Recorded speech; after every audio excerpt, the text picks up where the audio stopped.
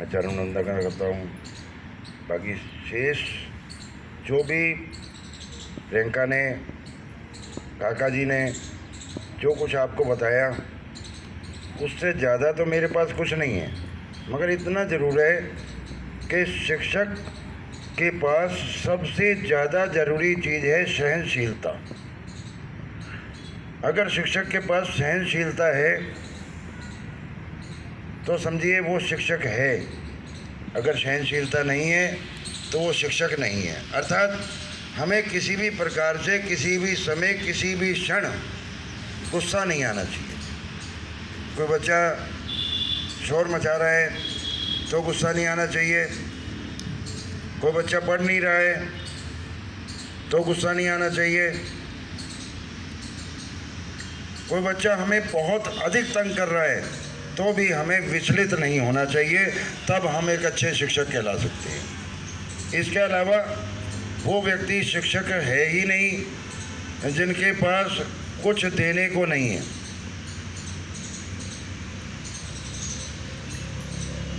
देना तो उसको तभी आएगा जब उसने अपने गुरुजनों से लिया होगा, उसने अपने समय में अपने गुरुओं का आदर नहीं किया होगा, तो आज वो एक अच्छा शिक्षक नहीं है। जबकि आज के समय में लोगों ने टाइम पास करने का एक साधन बना लिया है कि और कोई काम नहीं, चलो घर पे बैठेंगे, इससे तो अच्छा है 4 पैसे भी आएंगे, स्कूल में चले जाएंगे, 4 घंटे की नौकरी है, करके चले आएंगे।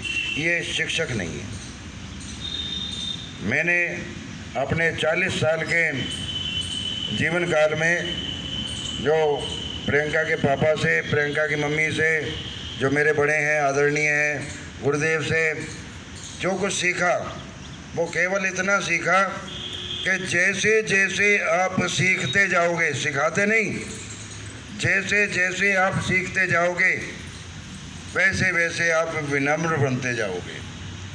एक उदाहरण देता हूँ, प्रकृति का ही उदाहरण देता हूँ आपको मैं, कि प्रकृति में जैसे ही पेड़ बड़ा होता है तो तन के खड़ा रहता है, जैसे ही उसके ऊपर शाखाएं लगती हैं, शाखाएं निकलती हैं, थोड़ा सा झुकता है, जैसे ही उसमें पत्ते आते हैं थोड़ा और झुकता है, जैसे ही उसमें फूल आते हैं थोड़ा और झुकता है, और जैसे ही उसमें फल आता है तो वो पूर्णतः झुक जाता है। इस प्रकृति के अनुसार ही पूरा जीवन काल आप छोटे बच्चे से लेकर के बड़े तक प्रकृति से मिलान करके अगर आप चलेंगे तो आप मानेंगे कि आप क्या हैं क्या नहीं है प्रकृति को देखते हुए। कि आप देखिए कि जैसे जैसे बच्चा बड़ा होता है, हाई स्कूल पास करता है, थोड़ा झुकता है, इंटर पास करता है, थोड़ा और झुक जाता है, उसकी भाषा में नम्रता आ जाती है। जैसे जैसे वो ग्रेजुएशन करता है, अन्य कोर्सेज करता है, तो उसके अंदर और भी नम्रता आ जाती है। ऐसा आपने शायद ना देखा हो तो जितने बड़े बड़े अधिकारी हैं वो बहुत कम बोलते हैं और बहुत कम ही सुनना चाहते हैं, बहुत कम बोलते हैं, बहुत कम ही सुनना चाहते हैं, और बहुत कम शब्दों में ही पूरा पैराग्राफ समझना चाहते हैं।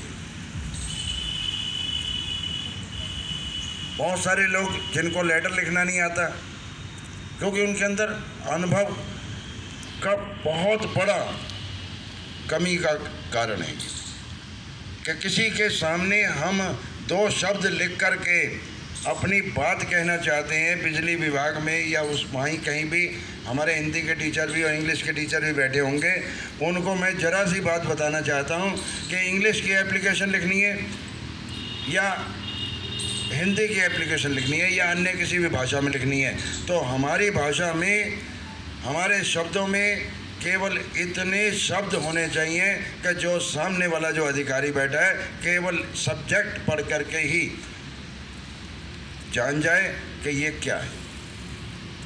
तो मैंने जो बात बताई आपको कि जितना झुकता जाएगा पेड़ उतने उसमें फल अधिक लगते चले जाएंगे, या उल्टा बोल दीजिए, जितने ज़्यादा उसमें फल लगते चले जाएंगे उतना ज़्यादा झुकता चला जाएगा। अर्थात इंसान भी ऐसा ही है, जितनी जितनी उसमें अंदर गुणवत्ता आती जाएगी उतना वो विनम्र और झुकता चला जाएगा। आप में जितने भी अध्यापक अध्यापिका बैठे हैं, मैडम ने आप सबके लिए अच्छे अच्छे वक्तव्य कहे कि किसी को कुछ कहा, किसी को कुछ कहा, ये आप नॉर्मल बात ना लें, इसे नॉर्मल नहीं लें कि भाई इन्होंने मेरे को बस ऐसे ही कह दिया, मगर वैसा बनने का प्रयत्न भी करें। किसी को कह दिया कि भाई आप गुणवत्ता की खान हैं, तो गुणवत्ता की खान बनना ही पड़ेगा, क्योंकि अगले शिक्षक दिवस में आपको कुछ और कहा जाए। धन्यवाद, धन्यवाद, धन्यवाद।